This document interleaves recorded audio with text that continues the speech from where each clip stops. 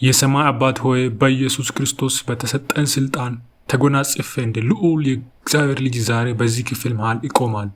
ይህንን መኝታ ቤት መኖሪያ ለማድረግ ለሞከር ለማንኛውም ጭንቀትና ጥላ የፍርሃት መንፈስ በቀጥታ እናገራለሁ። ጊዜህን አብቅቷል። ይህ ስፍራ በመንፈስ ቅዱስ መቅደስ ስለሆነ አሁኑ እንድትለቅ አዝሃለሁ። ጌታ ሆይ ቃሊ በሁለተኛ ጢሞቴዎስ ምዕራፍ 1 ቁጥር 7 ላይ እግዚአብሔር የኃይልና የፍቅር ራስንም የመግዛት መንፈስ እንጂ የፍርሃት መንፈስ አልሰጠንም ያልና ያንን ኃይል አሁን አጥብቄ ይዛለሁ።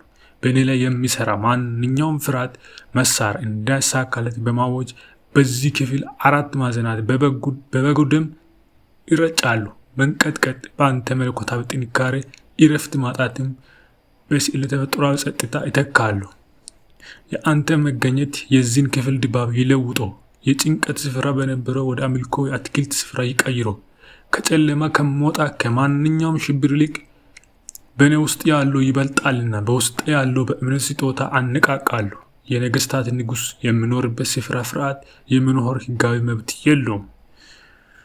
መኝታዬ ቅዱስ ተሐድሶ ስፍራ እንደመሆን እንቅልፍም ጣፋጭና ያልተቆራረጠ እንደመሆን አውጀዋለሁ። የእግዚአብሔር እውቀት የሚቃወመው ሀሳብ ከፍ ያለውን ነገር ሁሉ አፈርሳለሁ። ሀሳብን ሁሉ ክርስቶስ እንዲታዘዝ ይማርካሉ።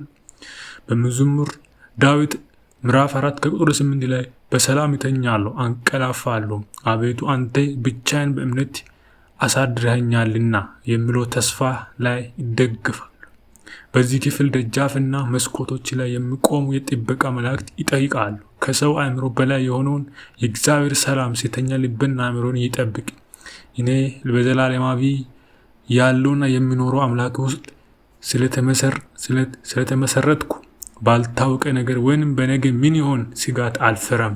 በሕልሜ ላይ ሕይወት፣ በእንውስ ሕሊናዬ ላይ ሰላም ይናገራሉ። ከባድ ሸክሞች ሁሉ ተነስተዋል።